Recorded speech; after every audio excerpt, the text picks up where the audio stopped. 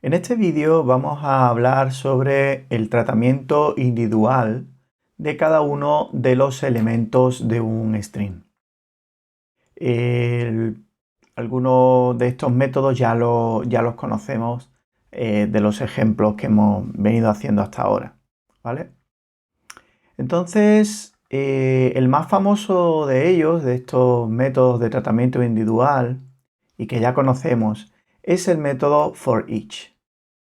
El método for each recibe un consumer y ese consumer, la lambda, digamos que nosotros establecemos como consumer, recibe el valor, cada uno de los valores de los strings, es decir, el valor que estamos procesando en cada momento. Entonces, for each lo que hace es llamar al consumer repetidamente con cada uno de los valores con los que está trabajando el string y pasa dicho valor al consumer, ¿vale? Una cosa muy importante es que ese consumer, por su propia naturaleza, no retorna absolutamente nada. Como no retorna nada, fijaros que el for each tampoco retorna absolutamente nada, ¿vale? De hecho, vamos a probarlo. Si nosotros tenemos nuestro código aquí, vamos a hacer lo siguiente. En vez de coleccionar, voy a borrar esta línea. En vez de coleccionar o de recolectar, digamos, vamos a hacer un for each, ¿vale? Y vamos a consumir cada uno de los valores que va a consistir en hacer un system out println, ¿vale? Si ahora vemos qué valor tiene resultado, fijaros que resultado realmente no retorna nada. Nos pone aquí object porque algo tenemos que poner porque hemos puesto una variable y el IDE, el pobre, no sabe cómo solucionarlo. Pero si nos miramos aquí, fijaros que el for each, mirad, retorna un void, ¿vale? Retorna un void.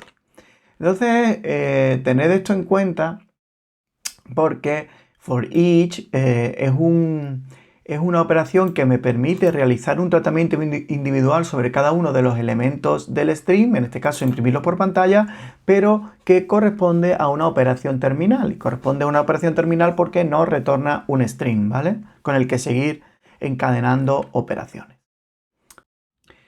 Bien, otro método de tratamiento individual de los elementos sería el método pick. Y fijaros que la diferencia entre pick y for each es la siguiente.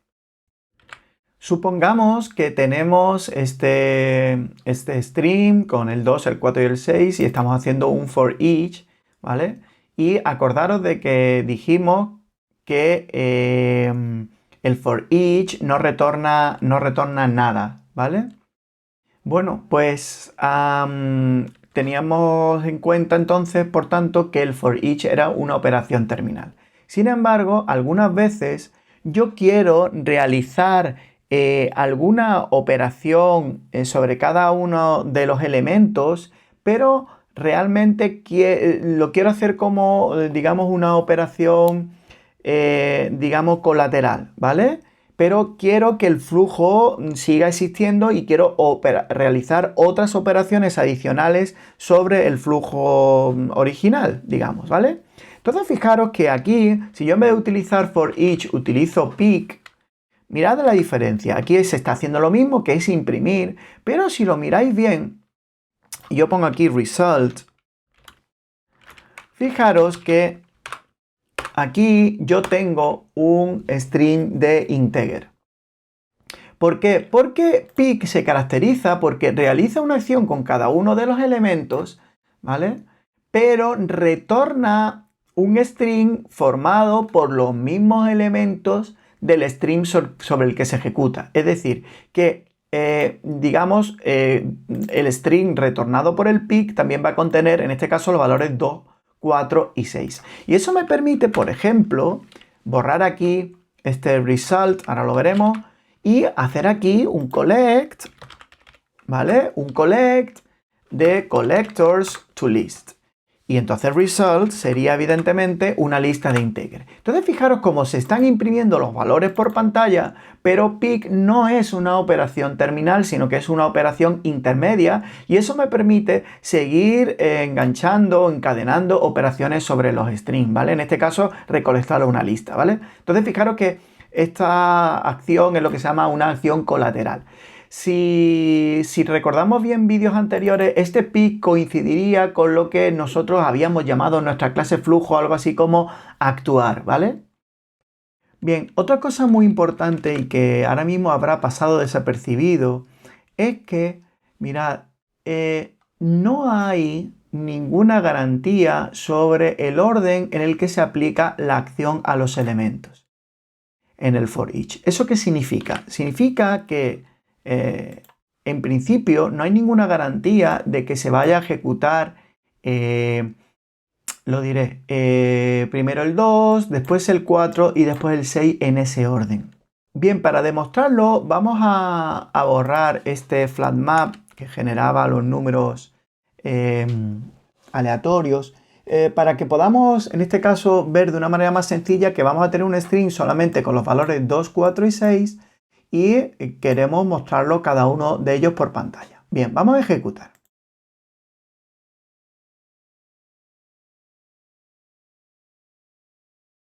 Y entonces fijaros que al ejecutarlo nos aparece 2, 4 y 6, lo cual en principio parece que se está mostrando en orden.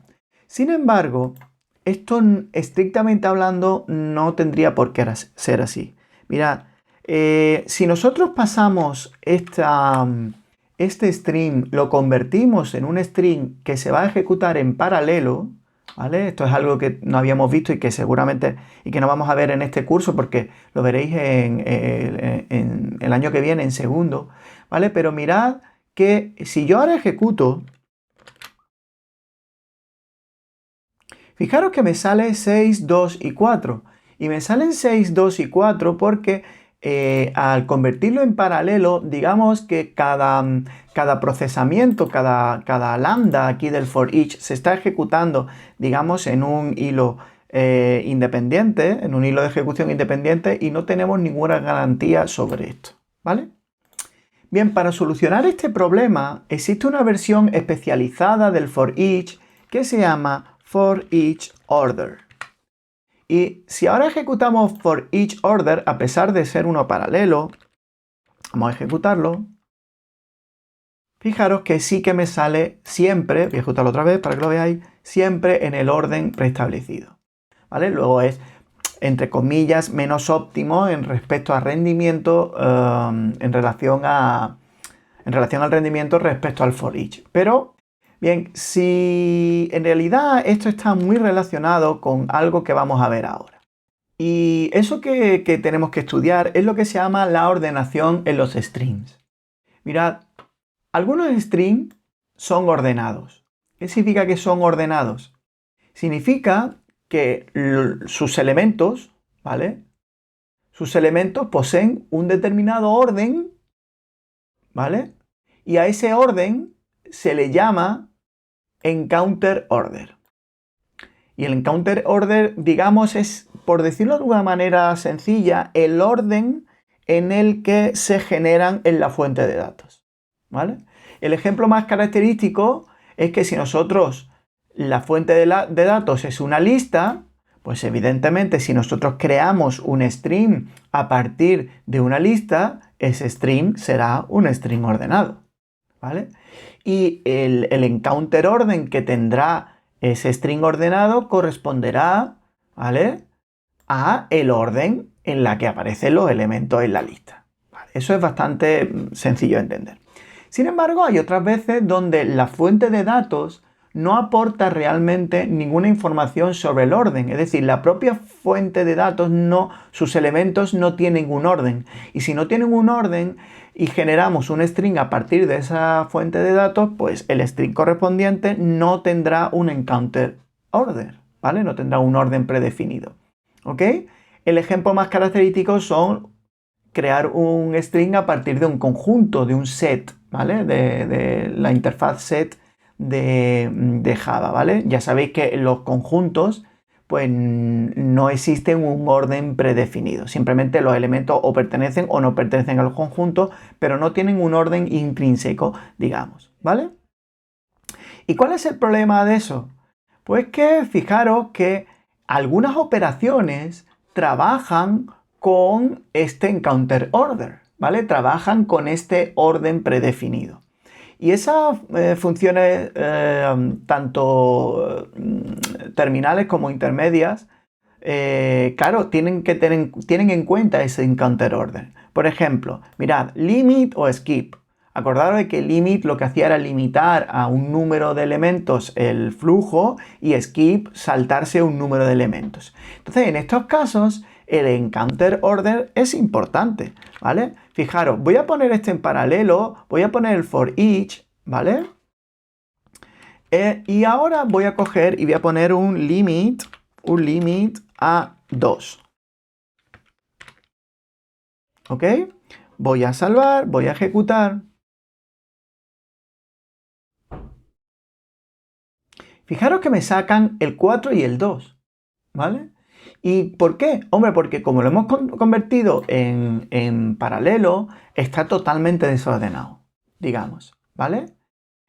Sin embargo, si yo quito el paralelo, la conversión a string paralelo, fijaros, y ahora lo ejecuto, fijaros como ese limit, ahora ya sí que, como tiene en cuenta el encounter order del orden que tiene este string producido por el of, dado que le estamos dando unos valores en un determinado orden, ¿ok?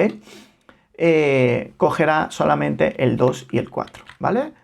Pasa exactamente con el skip. Exactamente igual con el skip.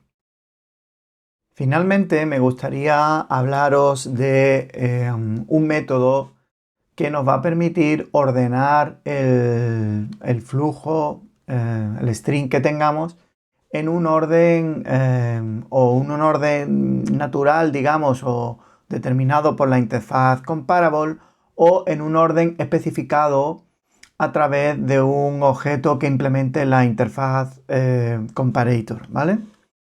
Y evidentemente esto funcionará tanto para reordenar por un criterio distinto, digamos, strings que no estén ordenados, como para, perdón, que ya estuvieran ordenados, como para ordenar strings que no lo estuvieran, ¿vale?